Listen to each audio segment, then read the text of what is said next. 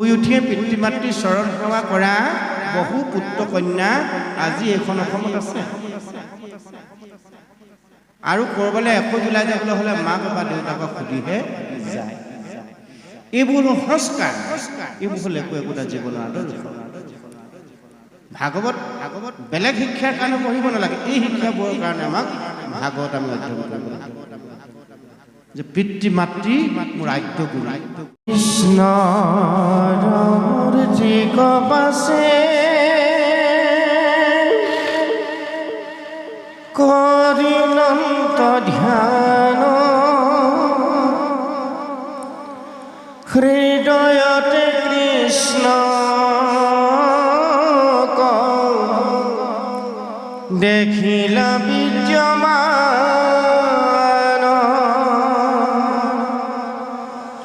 বাম পাশে মায়া দখী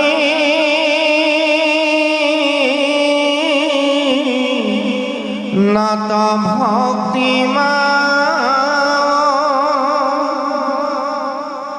দেখি ব্যাখৰি ক্ষীৰ ৰোমাঞ্চ ভৈল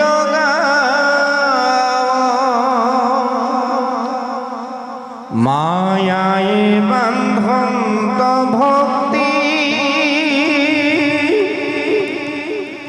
মাতৃমেলাৱন্ত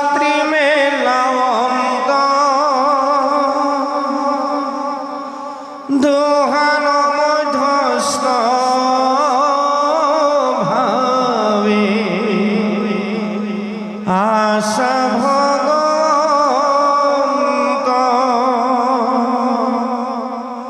বন্ধৰ মুখৰ হেতু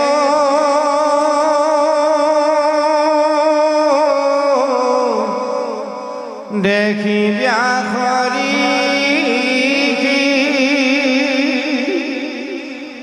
ভাগৱত শাস্ত্ৰ পাছে কৰিলা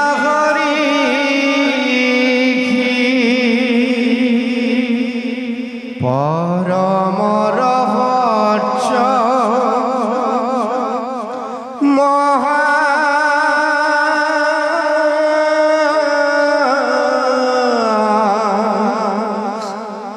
ভগতিৰ পন্থ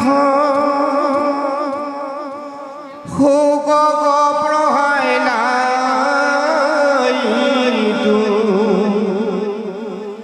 ভাগৱত গ্ৰন্থ এই শুনা সভা পদ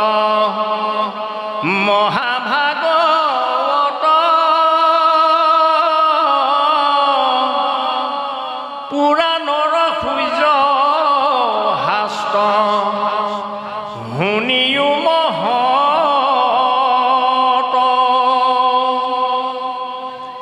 হুয়ায়ে কহৰ নদী জনে শুনে আক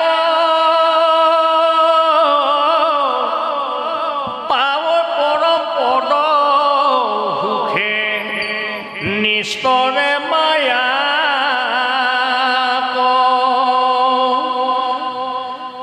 বৈকুণ্ঠৰ শাস্ত্ৰ আনি পৰম উৎসুকে সংসাৰিক কৰি কৃপা ৰচাৰিলা সুকে জানিয়ে চিতে নিতে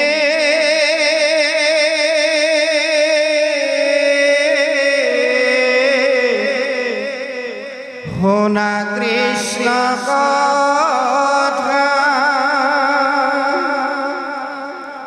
হেন মনুষ্য জন্ম নকৰিও বৃথা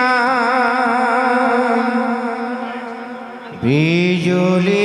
মগজেন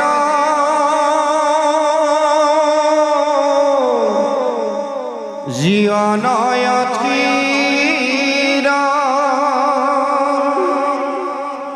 কৈতকে দেখনে পরে ইহে নহরি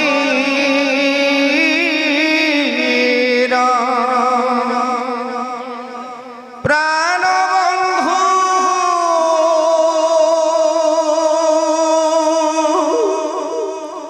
কৃষ্ণর শরণে দিয়া সীত কৃষ্ণ গুণ নাম পরলোক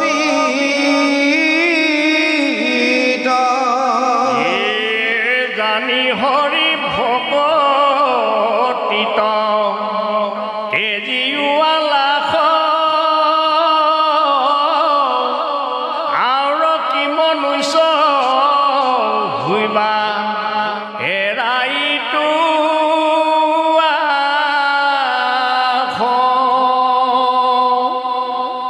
ও সতৰে গলত বান্ধা মাধৱৰ নাম কৃষ্ণৰ কিংকৰে কহে বোলা ৰাম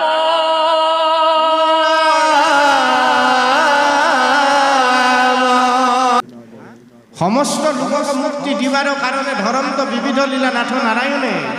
সমস্ত লোকক এদিন মুক্তি দিব এই সংসাৰ হাৰি যোৱাৰ ব্যৱস্থা দিব সেইকাৰণে বিভিন্ন সময়ত ভিন্ন ৰূপত ভগৱন্ত প্ৰভুৱে এই সংসাৰত লীলা অৱতাৰ ধাৰণ কৰিছে সেইজন অনাদি ঈশ্বৰ কৃষ্ণ দৈৱকী নন্দন কৃষ্ণ সেইজন কৃষ্ণ আমাৰ সকলোৰে উপাস্য তত্ত্ব এই কথাটো কিন্তু আমি দৃঢ় আৰু খাটাং কৰি ল'ব লাগিব দৃঢ় হ'লেই নহ'ব তাক সুদৃঢ় কৰিব লাগিব যেতিয়া আমি সুদৃঢ়ভাৱে সেইজন কৃষ্ণ যিজন কৃষ্ণ প্ৰথম স্কন্ধৰ পৰা দ্বাদশ স্কন্ধলৈ আমাক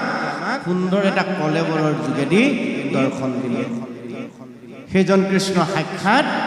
দৈৱকী নন্দন সেইজন কৃষ্ণ অনন্ত কোটি ব্ৰহ্মাণ্ডৰ অধিকাৰী সেইজন কৃষ্ণ হৰিৰ নশ্বলে ত্যাগ কৰি বাগ্ময় ৰূপে কথাৰূপে ভাগৱতৰ মাজত আছো বুলি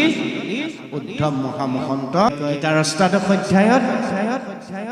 প্ৰিয় সখা অৰ্জুনক কৈ থৈ গৈছে যে ত্ৰিউধায় প্ৰবিষ্টোহম মই ত্ৰিউধায় কৰিম পুনৰ প্ৰৱেশ কৰিম ক'ত ভাগৱতৰ নৱ অৰ্ণৱ মানে হ'ল সাগৰ সমুদ্ৰ ত্ৰিউধায় প্ৰবিষ্টোহম ভাগৱতৰ অৰ্ণৱম হে সখা উদ্ধৱ মই এই শৰীৰ ত্যাগ কৰিম সঁচা মই কিন্তু লগে লগে প্ৰৱেশ কৰিম ক'ত ভাগৱতৰ মাজত কেনেদৰে তেনে বাগ্ময় মূৰ্তি বাক মানে কথাৰ মূৰ্তি শব্দৰ যি গাঁথনি মোৰ নামেৰে যাক মালা গাঁঠি ৰখা সেই ভাগৱত মূৰ্তিৰ মাজত মই প্ৰৱেশ কৰিম তেনে বাগ্ময় মূৰ্তি প্ৰত্যক্ষৱৰ্তনে হৰে মই তাক প্ৰৱেশ কৰাৰ লগে লগে লোক সমস্তৰ সেই দুখবিলাক পাপবিলাক মই হৰণ কৰি লৈ যাম কেতিয়া নিব যেতিয়া আমি তাক শ্ৰদ্ধাৰে দৰ্শন কৰিম তেনে বাগ্ময় মূৰ্তি প্ৰত্যক্ষৱৰ্তনে হৰে শ্ৰৱণাত শ্ৰৱণ কৰাৰ লগে লগে আপোনাভাৱে অনুষ্ঠান পাতিছে পাঠ হৈছে আপোনাভাৱে শ্ৰৱণ কৰিছে এই শ্ৰৱণৰ যোগেদি আমাৰ মনৰ মলবিলাক ভগৱন্তই দূৰ কৰি দিব শ্ৰৱণাত সেৱনাত সেৱাৰ যোগেদি আপোনাভাৱে ধূপ ধূনা তেল বন্তি দি তাত সেৱা কৰিছে ভাগৱতক নাই কৰা নে এই সেৱাৰ যোগেদি ভগৱন্তৰ কৃপা আমাৰ প্ৰত্যেকৰে লাভ হ'ব সেৱনাত পাঠাত আমাৰ পাঠকসকলে যে পাঠ কৰিছে মূল পাঠকসকল যে আপোনাভাৱে আমন্ত্ৰণ কৰি আনিছে এই তিনিদিনত যে ভিন্নজনে এই আসনত উপবিষ্ট হৈ কৃষ্ণ কথা চৰ্বিত শ্ৰৱণ কীৰ্তন কৰিব এই কীৰ্তনৰ যোগেদি পাঠৰ যোগেদি পাঠাত আৰু দৰ্শনাত এই যে মূল ভাগৱতৰ ভাগৱতে প্ৰতিষ্ঠা কৰি ৰখা হৈছে সপ্ত বৈকুণ্ঠ তাক যিসকলে শ্ৰদ্ধাৰে দৰ্শন কৰিছে সপ্ত বৈকুণ্ঠৰ সন্মুখত দুভাগ বাগ্ময় মূৰ্তি ভাগৱত চৈতন্যখানি কৰি ৰখা হৈছে অহনিকে চৈতন্য হৈ থাকিব তাক যি শ্ৰদ্ধাৰে দৰ্শন কৰিব শ্ৰদ্ধাৰে সেৱা কৰিব, পাৰিলে অকণমান পাঠ কৰিব, সেইসকলৰ আজন্মৰ পাপবিলাক ভগৱন্তই তৎক্ষণাতে নাশ কৰি লৈ যাওঁ বুলিছে। তেনে বাগ্ময় মূৰ্তি পতস্য বৰ্ধতে কৰে শ্ৰৱণাত সেৱনাত পাঠাত দৰ্শনাত পাপ নাচিনি। এনে গ্ৰহণ শাস্ত্ৰই হ'ল শ্ৰীমদ ভাগৱত। ই এখন সমুদ্ৰ বুলি ক'লে, সাগৰত যেনেকৈ পাৰাপাৰ নাই, ভাগৱতৰ জ্ঞান আমি লৈ শেষ কৰিব পৰাকৈ আমাৰ এই সৰু টেমাটোত ভগৱন্তই ইমান শক্তি দি থোৱা। মোৰ জীৱনৰ আয়ুস হ'ল 100 বছৰ। সুন্দৰভাৱে আমাৰ আচাৰ্য প্ৰভুজনাই, মহন্ত প্ৰভুজনাই নামত গাইছে, মনুষ্যৰ আয়ুস 100 বৰিষ সংখ্যা। এই মানুহৰূপী 4 মুঠি জীৱৰ শ্ৰেষ্ঠতম তনুধাৰী আমাৰ দেহটোৰ আয়ুস হ'ল 100 বছৰ। মনুষ্য আয়ুস 100 বৰিষ সংখ্যা। প্ৰহ্লাদ চৰিত্ৰত প্ৰহ্লাদে মনুষ্যৰ আয়ুসৰ সীমা নিৰ্ধাৰণ কৰি দিলে, আৰু সেই আয়ুস কেনে কেনে ক্ষয় হয় তাক বৰ্ণনা কৰিছে। অৰ্ধেক বিফলে যায় জানিবা নিদ্ৰাত। আধাটো ক'তে যায়? শুই থাকোঁতে। বিফলে যায় জানিবা নিদ্ৰাত, সফলে যায় জানিবা নিদ্ৰাত বুলি লিখা নাই, মনত ৰাখিব। মনুষ্যৰ বয়স হ'ল 100 বছৰ, আধাটো জীৱনৰ শুই থাকোঁতে গ'ল। হয় নহয় আপোনালোকে নিজে ভাবক। 100 বছৰ বয়সত আধাটো আমি শুইছোঁ, কাৰণ ৰাতি আমি শুই থাকোঁ, দিনটো বিষয় কৰ্মত লাগি থাকোঁ। তাৰমানে আমাৰ প্ৰকৃত বয়স হ'ল 50 বছৰ। এই 50 বছৰ দিনৰ আমি কি কৰোঁ কামখিনি? 20 বছৰ কি কৰোঁতে যায়? খেলা ধূলা কৰোঁতে যায়। বিষয়ৰ লগত লেটি পেটি হৈ খেলা ধূলা কৰোঁতে, ধেমালি ধুমুলাতে আমি 20 বছৰ পাৰ কৰি দিওঁ। তাৰমানে জীৱনৰ অলাগতিয়াল কৰ্মত আমি 20 বছৰ লগাই দিওঁ। নেয় বৰিষ ধনক উপাৰ্জনতে 10 বছৰ যায় ধন উপাৰ্জন কৰোঁ। কাৰণ আমি মানৱ জীৱন যিহেতু ল'লোঁ, আমি বিষয় সংসাৰী লোক হ'লোঁ, গতিকে আমাৰ ধন টকা পইচা লাগিব। ধন টকা পইচা উপাৰ্জনৰ কাৰণে আমাৰ 10 বছৰ আয়ুস গুচি যায়। ৰাতি হওক দিন হওক গণনা কৰি দিলে 10 বছৰ ধন উপাৰ্জন কৰোঁতে যায়। 50 বছৰ 20 বছৰ যদি ধেমালিতে গ'ল, 10 বছৰ ধন উপাৰ্জন কৰোঁতে গ'ল, থাকিল কেইবছৰ? 30 বছৰ এইফালে গ'ল, 20 বছৰ থাকিল।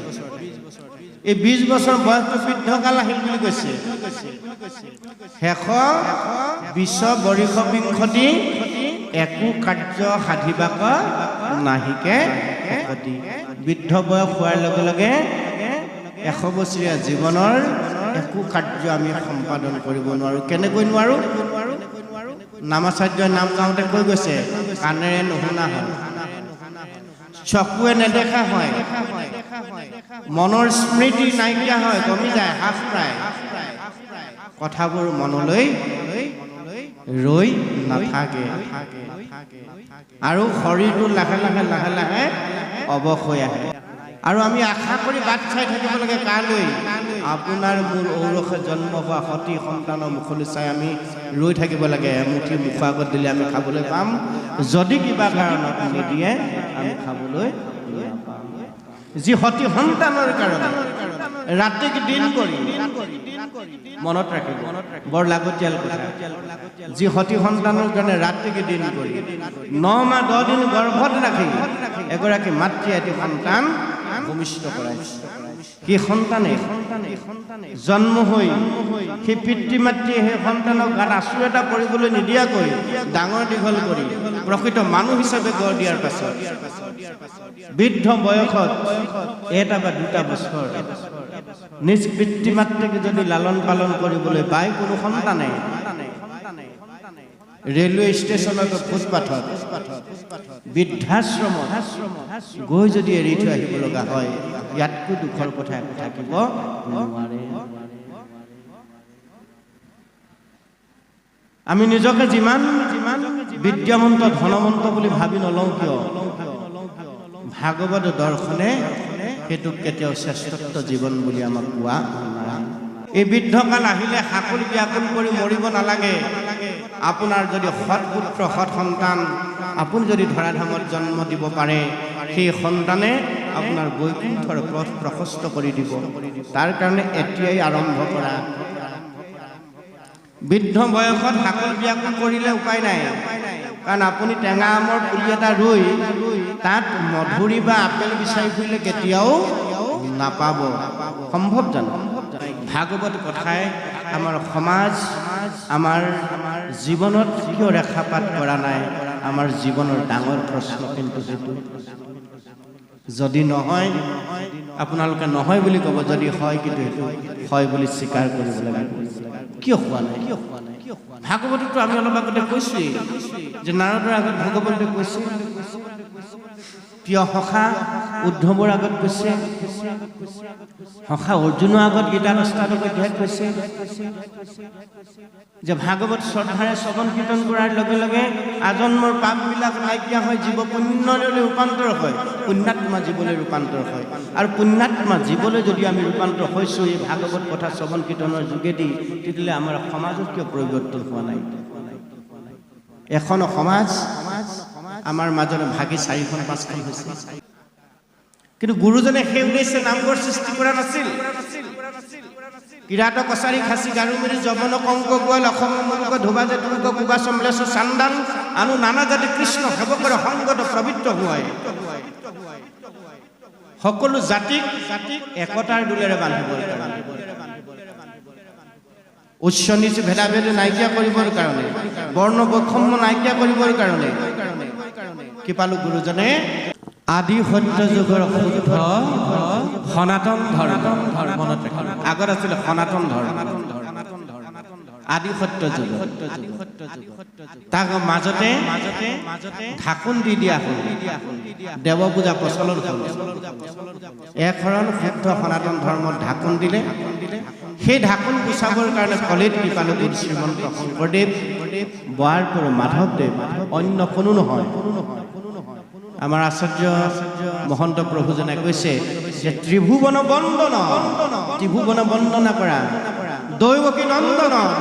নন্দন কৃষ্ণ জুহৰি মাদল কংস, যিজনে কংসক নিধন কৰিলে। জগতৰ তাৰণ কাৰণ সেইটো দেৱ নাৰায়ণ, সেইজন অনাদি ঈশ্বৰ মহাহৰি বিষ্ণু দৈৱকী নন্দন কৃষ্ণ কলিত শংকৰ ৰূপে অৱতাৰ ভূল। তাৰণ কাৰণ দেৱ নাৰায়ণ শংকৰ শংকৰ পৰম কৃপালু গুৰুজন সেই অনাদি ঈশ্বৰ কলিত ধৰাধামত অৱতাৰ গ্ৰহণ কৰিলে। তেৰাৰে হলায়ুধ বলোৰাম, দাদা আমি যে অলপ আগতে পাতিছিলো ব্ৰহ্মাসুৰ হলায়ুধ বলোৰাম মাধৱ ৰূপে এই ধৰাধামলৈ আহিলে। আদি সত্য যুগতে ইয়াৰ বিধি নিৰূপণ কৰি গৈছে। এই কথাখিনি প্ৰয়োজনত আমি আপোনালোকৰ লগত আলোচনা কৰিম। গতিকে সেইজন গুৰুৱে দিয়া এই অমূল্য সম্পদ আমি ইয়াক শুদ্ধ ৰূপত আমাৰ উঠি অহা প্ৰজন্মৰ মাজলৈ যদি আমি আগবঢ়াই লৈ যাবলৈ বিচাৰোঁ, তেতিয়াহ'লে আমাৰ মাজত ভাগৱত ধৰ্ম আপুনি আচৰণ কৰিলে হ'ল। প্ৰহ্লাদে কৈছে নহয়, হেন জানি শিশু হ'ব এৰা কৰ্ম, অন্য কৰ্ম কথা বাদ দি দিয়া, কৰিও কুমাৰ কালে ভাগৱত ধৰ্ম। ভাগৱত ধৰ্ম কুমাৰ কালৰ পৰাই গ্ৰহণ কৰা। ভাগৱত ধৰ্ম গ্ৰহণ কৰিলে কি হ'ব? জীৱন শৃংখলিত হ'ব। প্ৰথম মনত ৰাখিব, ভাগৱত ধৰ্ম গ্ৰহণ কৰিলে কি হ'ব? জীৱন পৰিমাৰ্জিত হ'ব। ভাগৱত ধৰ্ম গ্ৰহণ কৰা, ভাগৱত ধৰ্ম গ্ৰহণ কৰিলে কি হ'ব? মই কোন ক'ৰ পৰা আহিলোঁ তাকে জানিব। ভাগৱত ধৰ্ম গ্ৰহণ কৰা, ভাগৱত ধৰ্ম কুমাৰ কালত গ্ৰহণ কৰিলে কি হ'ব? মই আছোঁ ক'ত, কৰিছোঁ কি তাকে জানিব। ভাগৱত ধৰ্ম আচৰণ কৰিলে কি হ'ব? মই কি কৰিলে ক'লৈ যাম তাক উপলব্ধি অনুভৱ কৰিব পাৰিব। দৰ্শন হ'ল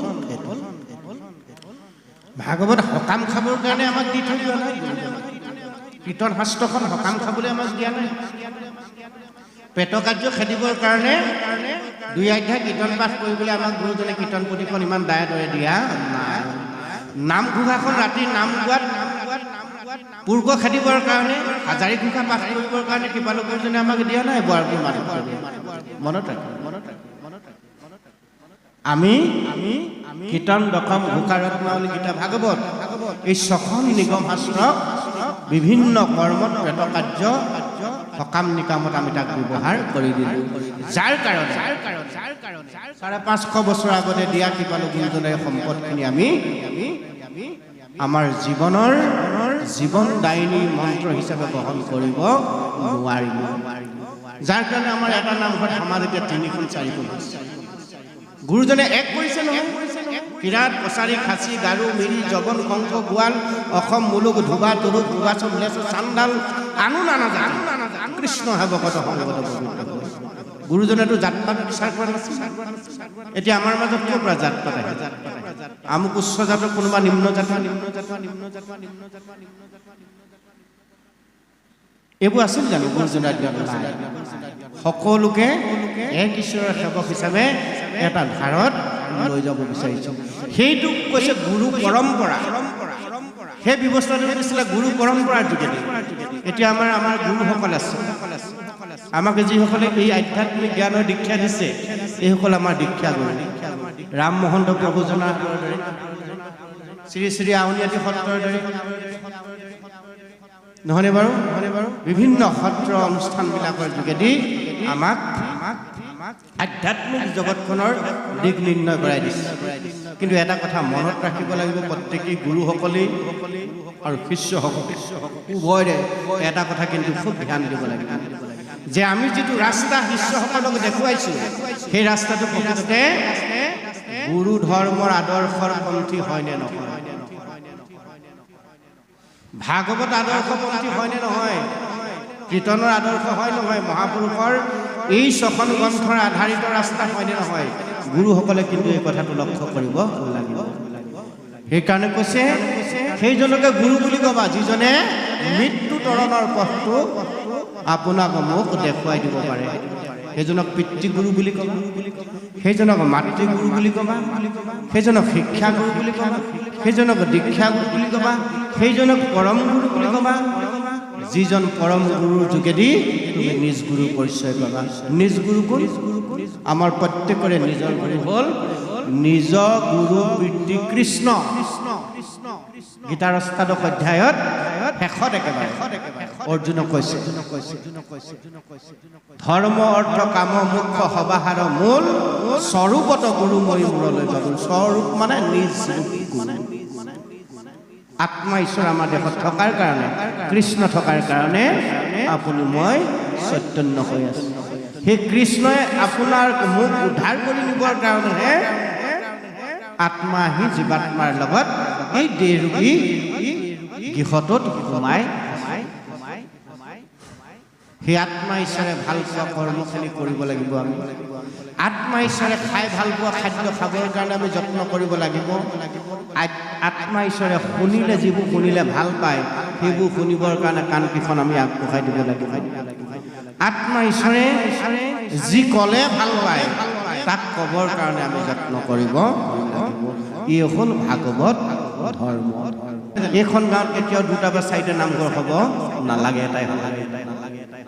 নহয়নে জন্ম জন্মান্তৰে এটাই থাকিব লাগিব আমাৰ মতৰ পাৰ্থক্য থাকিব পাৰে কিন্তু মনৰ পাৰ্থক্য থাকিলে কাৰোবাৰ মতৰ পাৰ্থক্য থকাটো স্বাভাৱিক কিন্তু মনৰ পাৰ্থক্য জীৱনৰ লক্ষ্য এটাই হ'ব লাগিব এই গাঁওখনত থকা আমি ইজনে সিজনক হাতত হাত ধৰি আগবঢ়াই লৈ যাব লাগিব ইজনৰ দুখত আমি দুখী হ'ব লাগিব ইজনৰ সুখত আমি সুখী হ'ব লাগিব এই মানসিকতাটো কিন্তু আমাৰ মনত লাগিব সেইকাৰণে মনৰ সঠিকটো আমাৰ হ'ব লাগিব ইয়াৰ এটি ল'ৰা হানি হোৱাৰ মানে আমাৰ নিজৰ হানি ইয়াৰ এটি ল'ৰাৰ উন্নতি হোৱা মানে আমাৰ সকলোৰে উন্নতি হোৱা এই যিটো মানসিকতা এইটো আমাৰ লাগিব আৰু এইটো যদি আমাৰ সঠিক হৈ থাকিব লগা হয় ইয়াক যদি আমি সঠিকভাৱে ৰাখিবৰ কাৰণে যত্ন কৰোঁ তেতিয়াহ'লে আমি কুমাৰ কালতেই ভাগৱত ধৰ্মৰ আশ্ৰয় হ'ব লাগিব সিদ্ধান্ত দিলে এৰা শিশু হ'ব আনগত কৰ্ম কুমাৰ কাল কৰি ভাগৱত ধৰ্ম ভাগৱত ধৰ্ম কুমাৰ কালত গ্ৰহণ কৰিলে কি হ'ব জীৱ শিৱলৈ ৰূপান্তৰ হোৱাৰ ৰাস্তা তেওঁ পাই যাব কেনেকৈ পাব প্ৰথমতেই ভগৱান কৃষ্ণৰ চৰণত যেতিয়া আশ্ৰয় হ'ব ভগৱান কৃষ্ণ উপলব্ধি যেতিয়া হৃদয়েৰে কায়েৰে মনেৰে কৰিব প্ৰথম তেওঁ আদ্য গুৰুৰ দৰ্শন লাভ কৰিব সেইকাৰণে আমাৰ গোটেই ব্যৱস্থাটো হ'ল গুৰু পৰম্পৰা মনত ৰাখিব গুৰুৰ অবিহনে আমাৰ জীৱন কেতিয়াও শৃংখলিত নহয় আদ্য গুৰু পিতৃ মাতৃ নৰ সমস্তৰ যাক নুখুজিলে হয় বিঘিনি বিস্তৰ আপুনি যিমান শিক্ষিত নহওক হয়তো আপুনি জ্ঞানী নহ'ব শিক্ষাৰ চাৰ্টিফিকেট আপোনাৰ বাকচত ভৰপূৰ হৈ যাব এমফিললৈকে আপোনাৰ চাৰ্টিফিকেট থাকি যাব মাষ্টাৰ অফ ফিলচফাৰ কিন্তু জ্ঞানৰ চাৰ্টিফিকেটখন আটাইতকৈ ডাঙৰ আমি চুই গৈছিলোঁ কথাষাৰ পুনৰ দোহাৰিব খুজিছোঁ যে যিগৰাকী মাতৃ 9 মাহ 10 দিন হিচাপ কৰি ৰাতি দিন কৰি টোপনি ক্ষতি কৰি আমাক জন্ম দিবৰ কাৰণে জীৱনটো সৰ্বস্ব ত্যাগ কৰি দিলে পুত্ৰ কন্যা সন্তানৰ কাৰণে যি পিতৃয়ে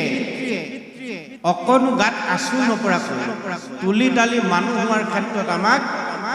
এই সৃষ্টিখনৰ সকলো ৰহস্য উপলব্ধি কৰিব পৰাকৈ প্ৰকৃত মানুহ কৰি দিলে সেই পিতৃ মাতৃক যি পুত্ৰ কন্যা অৱজ্ঞা কৰিব মনত ৰাখিব ভাগৱতৰ প্ৰথম উপদেশ পঞ্চম স্কন্ধ ভাগৱত ঋষভ চৰিত আমাৰ যুৱ বন্ধুসকলে বিশেষভাৱে পঢ়িব পাঠ্যপুথি অধ্যয়ন কৰাৰ দৰে কৰিব তাত 25টা জীৱনৰ উপায় দিছে প্ৰথম উপদেশ জন্ম দিয়া পিতৃ মাতৃক সাক্ষাৎ নাৰায়ণ বুলি ভাবিব লাগিব নিশ্চিত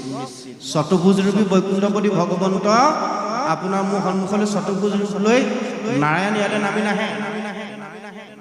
আপোনাৰ মোৰ নাৰায়ণ হ'ব সাক্ষাৎ জন্মদাতা পিতা মাতা আদ্য গুৰু পিতৃ মাতৃ নৰ সমস্তৰ তাক নুপুজিলে হয় বিঘিনি বিস্তৰ শুই উঠিয়ে পিতৃ মাতৃ চৰণ সেৱা কৰা বহু পুত্ৰ কন্যা আজি এইখন অসমত আছে আৰু কৰবালে এখোজ ওলাই যাবলৈ হ'লে মাক বা দেউতাকক সুধিহে যায় এইবোৰ সংস্কাৰ এইবোৰ হ'ল একোটা জীৱনৰ আদৰ্শ ভাগৱত বেলেগ শিক্ষাৰ কাৰণে পঢ়িব নালাগে এই শিক্ষাবোৰৰ কাৰণে আমাক ভাগৱত আমি অধ্যয়ন কৰিব লাগিব যে পিতৃ মাতৃ মোৰ আদ্য গুৰু তেওঁলোকে ইচ্ছা কৰা হ'লে গৰ্ভতে হয়তো মোক মাৰি পেলাব পাৰিলে মোৰ দুষ্ট মুখে কাটে মুখে মাৰে মুখে কৰে দুষ্ট অসতী পুত্ৰসকলে কন্যাসকলে যেতিয়া পিতৃ মাতৃক অত্যাচাৰ কৰে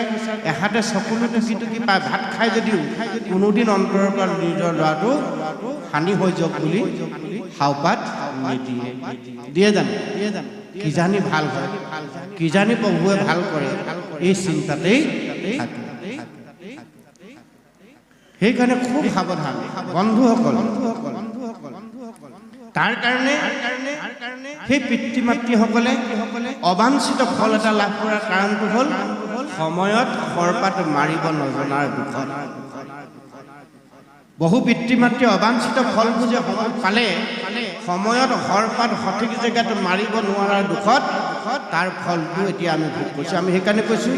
টেঙা আমৰ পুলি এটা ৰুওঁতে টেঙা আমৰ পুলি ৰুইছে আপুনি এতিয়া ইয়াত পকা আম মিঠা আম কঁঠাল কি কয় মধুৰি তাত বা বিচাৰি পেলাই পাব জানো সেইকাৰণে প্ৰহ্লাদে ক'লে সিদ্ধান্ত দিলে শিশু হ'ব এৰা আনক যত কৰ্ম বাৰু পাছত কৰিব তুমি কি হবাগে কেনেকে যাবা ৰাস্তাত সেইটো পাছত চিন্তা কৰিবা প্ৰথম তুমি ঈশ্বৰৰ সেৱক হ'বলৈ যত্ন কৰা পিতৃ মাতৃৰ শ্ৰদ্ধাৰ পাত্ৰ হ'বলৈ যত্ন কৰা গুৰুজনৰ শ্ৰদ্ধাৰ পাত্ৰ হ'বলৈ যত্ন কৰা আৰু ঈশ্বৰৰ বল্লভ হ'বলৈ যত্ন কৰাচোন ঈশ্বৰে তোমাৰ মোৰ দায়িত্বটো লৈ লাগিব কাৰণ দেহাটো ঈশ্বৰে আপোনাক মোকহে দিছে নহয় জানো ঈশ্বৰেহে দিয়া নহ'লেতো আমি ইচ্ছা কৰি মানুহ হ'ব পৰা নাই ঈশ্বৰে পঠিওৱাৰ কাৰণে ঈশ্বৰৰ চৰণত আমি বিক্ৰী হৈ দিব লাগে মাত্ৰ ঈশ্বৰৰ চৰণত নিজক সমৰ্পণ কৰি দিব লাগে ঈশ্বৰে আমাক চলাই লৈ যাব ঈশ্বৰে কেনেকৈ চলাব আমি পুনৰ কৈছোঁ ঈশ্বৰ চকুত যোগে নাহে ঈশ্বৰে আমাক 4টা বস্তু দিছে মনত ৰাখি ইতৰ প্ৰাণীক নাই আমি মানুহ হৈ যে সংসাৰলৈ আহিলোঁ কেৱল মাত্ৰ শক্তিটো ঈশ্বৰৰ 84 লক্ষ জনী বাগৰিছোঁ মনত ৰাখিব ইয়াৰ আগত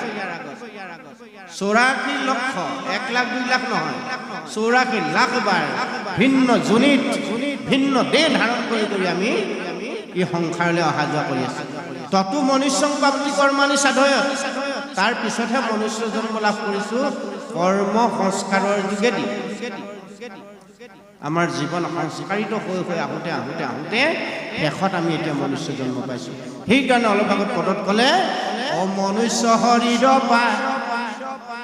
হৰি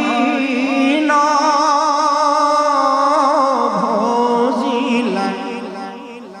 অৱশ্যে হৈবা তৃণ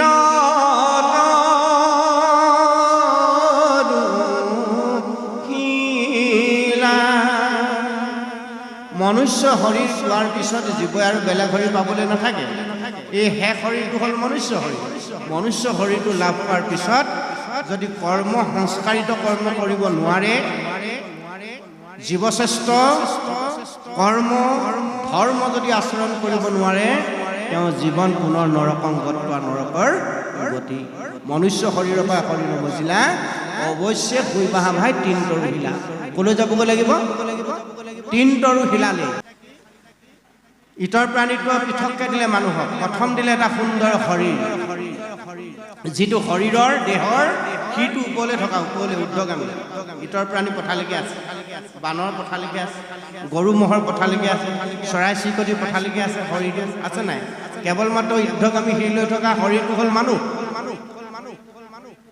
দ্বিতীয়টো হ'ল বিবেক কাকো দিয়া নাই ইতৰ প্ৰাণী অন্য জীৱকো দিয়া নাই মানুহক দিলে বিবেক মানুহ বিবেকবান হিতাহিতি জ্ঞান উপলব্ধি কৰিব পৰা যিটো শক্তি সেইটো হৈছে বিবেক সেইটো মানুহক দিলে কেৱল মাত্ৰ দ্বিতীয় মহৎ বস্তু তৃতীয়টো দিলে বাণী আমি যে বাণী কৈ আছোঁ শব্দৰ অমৃতময় গাঁথনি হ'ল বাণী তাক প্ৰেম অমৃতময় বাণী বুলি কৈছে ইতৰ প্ৰাণে কি কয় ধ্বনি আৰু চতুৰ্থটো হ'ল কি এটা পবিত্ৰ মন যিটো মন ইতৰ প্ৰাণীৰ নাই কেৱল মাত্ৰ মানুহৰ আছে ইতৰ প্ৰাণীৰ লগৰ যিটো মন সেইটো মন মানুহৰ গুৰিত আছে কিন্তু মনত ৰাখিব মনৰ 4টা ভাগ মন বুদ্ধি চিত্ত অহংকাৰ যিটো মনৰ কথা কৈ থকা হৈছে সেই মনটো ইতৰ প্ৰাণীতকৈ পৃথককৈ ভগৱন্তে মানুহক দিলে যিটো ভাবুক মন জিজ্ঞাসু মন বুলি কৈছে যিটো মনেৰে ন্যায় অন্যায় উচিত অনুচিত বিচাৰ কৰিব পাৰে যিটো মনেৰে জীৱনৰ সঠিক পৰিকল্পনা কৰিব পাৰে সেই মনটো কৈছে জিজ্ঞাসু মন ভাবুক মন সেই মনটো মানুহক দিলে খাই জীয়াই থকা মন সকলোকে দিলে নাই দিয়ে জানো গৰু ছাগলী হাঁহ কুকুৰা সকলোকে খাই জীয়াই থকা মনটো দিলে মানুহকো দিলে খাই জীয়াই থকা মন কিন্তু তাতকৈ পৃথককৈ মানুহক আৰু এটা বস্তু দিলে সেইটো হ'ল ভাবুক মন জিজ্ঞাসু মন সেইকাৰণে এই জীৱশ্ৰেষ্ঠ শৰীৰটো দিয়াৰ পিছত জীৱশ্ৰেষ্ঠভাৱে নিজক চিন্তা কৰি পৰিশীলিত শৃংখলিত ৰূপত সজাব পৰাৰ এটা মন দিয়াৰ পিছত আৰু ন্যায় অন্যায় উচিত অনুচিতে ভাল বেয়া বিচাৰ কৰিব পৰা এটা বিবেক দিয়াৰ পিছত আমি যদি ইতৰ প্ৰাণীতকৈ নিকৃষ্টভাৱে আমাৰ জীৱনটো আগবঢ়াবলৈ বিচাৰোঁ তেতিয়াহ'লে কীৰ্তনত কৃপালু গুৰুজনে গালি পাৰি থৈছে গৰুটো অধম কৃষ্ণ বদতি কিন্তু গৰুতকৈ অধম বুলি আমাক এইখন শাস্ত্ৰতে গালি পাৰি ভগৱন্ত বাগ্ময় ৰূপে আছে পথাৰতে কৰ্ণপথে ভকতৰ হিয়াত কবে কি হৰি দুৰ্বাসনা কৰে সমস্ত জলৰ যত কমল যেহে নহৰত কালে স্বভাৱতে নিৰ্মল হয় কাণ বিন্ধাই দি ভগৱন্ত সোমাই আমাৰ হৃদয়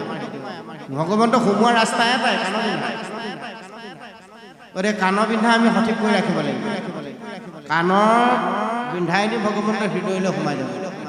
এই ভগৱন্তৰ বাগময় কথাৰ মূৰটো আমাৰ ভিতৰলৈ সোমাই যাব লাগিব যোৱাৰ লগে লগে কি হ'ব মনৰ মলখিনি প্ৰথম দূৰ কৰিব মন যেতিয়া নিৰ্মল হ'ব পবিত্ৰ হ'ব